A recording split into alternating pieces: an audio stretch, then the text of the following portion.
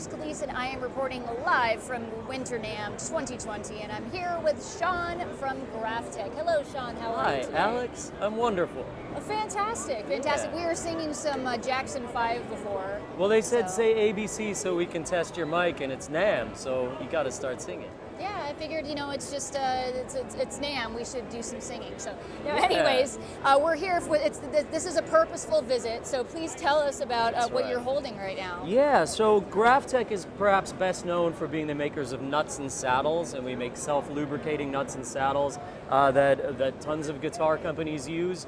And about 5 years ago, we started turning our inventor owner's creative brain towards how we could make the machine head innovative and more elegant and more efficient. So what dawned on him was that every guitarist has become used to the idiosyncrasies of tuning because the G string is really, really sensitive, Right. the E string not so much. Some tuners feel like you spin them before anything happens, and some are really hard to fine tune on. And we thought it was analogous to asking everyone in your family to wear the same shoes. They're going to be Right. too big for some, too little for some. So his solution, rather than do anything overly technical or mechanized or anything, was to simply make the gear sizes different for each string Right. and figure out what would correspond with the core diameter of the string to make it so that each one was consistent, and so that a 360-degree turn of the tuner would end up being about a whole tone worth of pitch, Right. and a half turn would be a semitone. So he threw a bunch of really creative engineers' brains at it, and we discovered that 39-to-1 on a low E string down to 12-to-1 on a high E string would produce that consistency, with all six being exactly the same. Right, right, and I would imagine that it's just like very precise, the actual tuning as well, like way more Yes. so than a standard tuner. Yeah, and the beauty of it being consistent is that once the light bulb goes off in your brain, you look down at your tuner and go, I'm 2 cents out. And you Right. don't have to use the RAM to compute, well, on my G string that's this, on my E string that's this. Right. You just go, it's the same on all of them. If you want to go down to drop D, you just turn a whole turn on the low E and you're in drop D. Right, So it's right. really intuitive and musical. On the guitar ones, there's the added bonus of, we know that there are a lot of different tuner profiles where, you know, some will have one screw that they mount with, some will have two, some will have two at a different angle.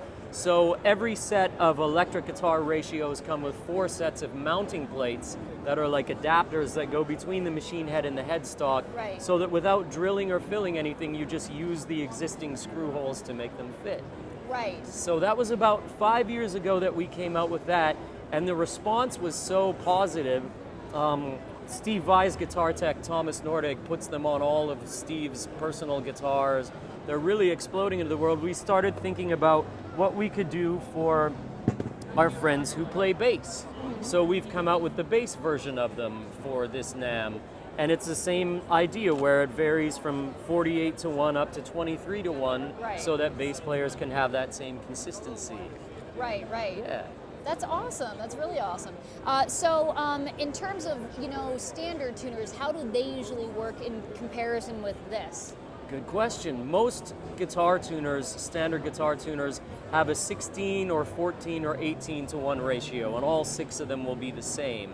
So again, it's like asking everyone in this room to wear these shoes. Right. You know, for some people it's going to be just right. For almost everyone else, there's going to be a pair that would be a better fit for them. Right. So I think of GraphTech now, having been there for about 4 years, as kind of like the Dyson of guitar components. Right. Everyone had just assumed that tuners were going to be the same. There was the friction tuner where you just wrapped it around a peg that you jammed in the headstock. Right. And then there was the worm and gear tuner for a long time, and locking tuners came along, and everyone assumed that was kind of the end of the evolution of string revolution. Right. And then it turned out there was a way that you could tailor that to be more precise and efficient for each string, and so Right, that's right. what we aimed it at. I Yeah. would imagine that it would also, I guess, prevent with breakage, you know, like when you're tuning, like, say, a high E string on a guitar. Because that's Yeah. happened to me before. I'm like, it's so tight, and then all of a sudden it pops. So, Right, yeah. yeah, you're not going to over-tune,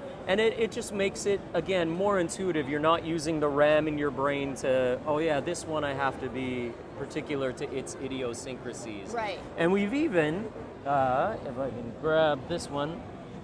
Started a set for ukuleles that we call the tunalele, where we've again matched the ratio to be particular to ukulele strings, which are really, really small Right. nylon strings. And most ukuleles have guitar tuners on them made for steel strings. Right. So they're like an SG. They are really headstock heavy. Right. And these are really light. So there's no end to the ways that we're going to make tuning more intuitive and more tailored to the actual instrument that they're on. Oh, that's fabulous. I was also going to ask just really quickly, Yeah. how easy is the installation, especially if you're not a techie of any kind? Couldn't be easier, especially the ones with the mounting plates. You just find the mounting plate that corresponds to the tuners that had been on there, use the same screw and the same screw hole, and it goes on easily. The ukulele ones, there are 2 screw holes that you just put into the headstock where they probably already were, and you're good to go. Okay, so you don't have to be a gearhead whatsoever. I encourage people to learn how to do, put your own nut in, shape things, do their own thing, because it deepens your relationship with the instrument. And there's so many videos now that can show you how to do Right. things, but these are really, really simple entry-level things where use what's already there and it'll Right. be no problem. It'll take you longer to change your strings than to change your tuners. Right, right.